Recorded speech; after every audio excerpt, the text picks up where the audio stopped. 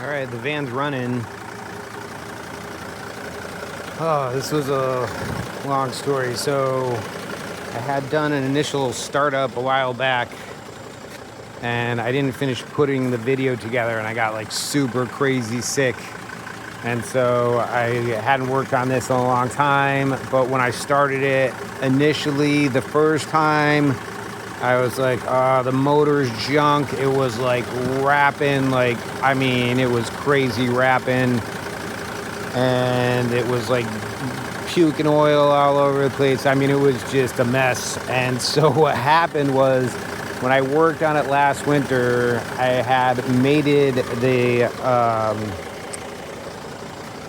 motor and the transmission up in the driveway over here on a couple of pallets.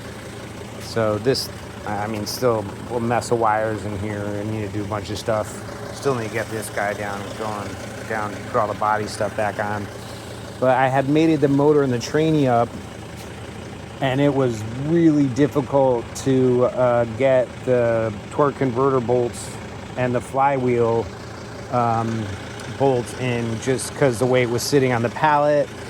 And so I was like, all right, I was done for the day. I had gotten all the bolts in, and I hadn't tightened them down. And I was like, well, I'll do that the next time I work on it. Then the weather turned, and so then it sat all winter like that, and I forgot to tighten those bolts. So the rapping noise was those bolts just slamming against the rear main seal in there. It was a mess. Same like at the start.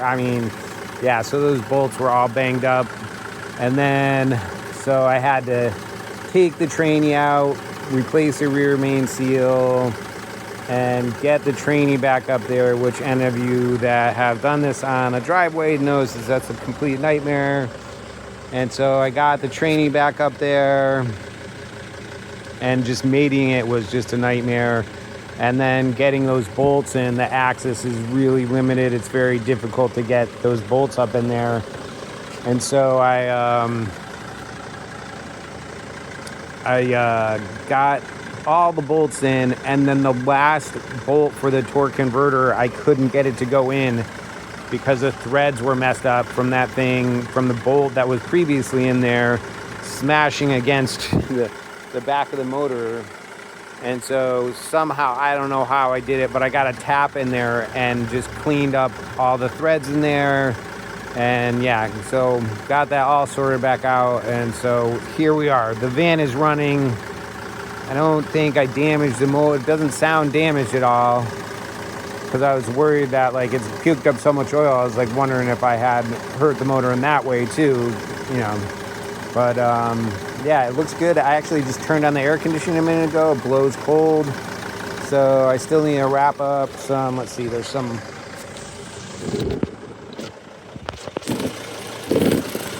just these tranny wires under here. And this goes to the rear of the van. It's one of the power lines to the rear of the van. And, well, not to the rear of the van, it goes to the auxiliary power battery. So I just need to get all that cleaned up so it's not hanging around. And this tank is not up all the way. It was when I started it before. The tank was spitting diesel everywhere. I have no idea why, but it's not doing it right now. So I'm concerned about that. So, but here we are. I feel like I'm in a good spot. I was getting really bummed out about this project because it was just kicking my ass.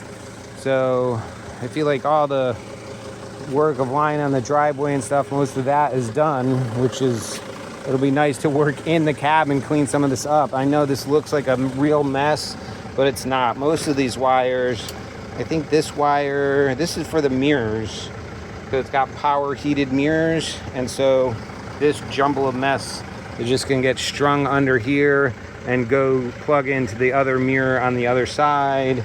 And then there's a one power wire that gets plugged into the plug that's underneath here. So that should clean up quickly. I was having a fuel problem, so I think this fuse box is going to need to be replaced, because when I initially tried to start it, I didn't have any fuel pressure.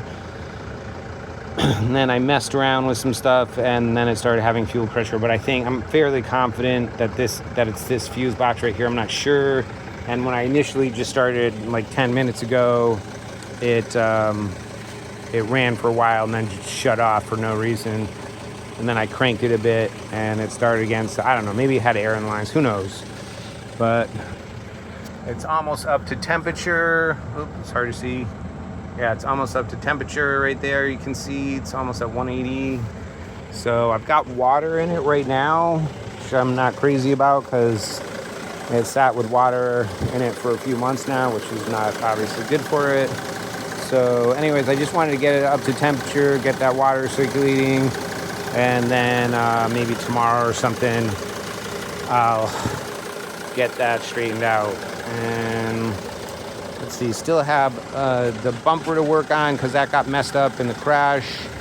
And then obviously I cut these guys off and these guys got a little messed up, so I need to fix those. So we'll do that part together. It'll be easier to make, film that as I do that. And yeah, I'm excited to, take this on a ride. I mean, I still need to hook up the pump for the airbags. It has the rear suspension on this has airbags back here. And so, the lines are already there up to like right around here. And so I need to mount the pump under the hood and get that all set up with the gauge and stuff inside. And then there's a little button that you can press. Like if the gauge is getting low and you want more air in, you just press a button, it turns on the compressor and it puts air to the back bags. So this is where we're at right now. Getting excited about this. I mean, this thing has been a real, wow, this is a bear project. So talk to you later.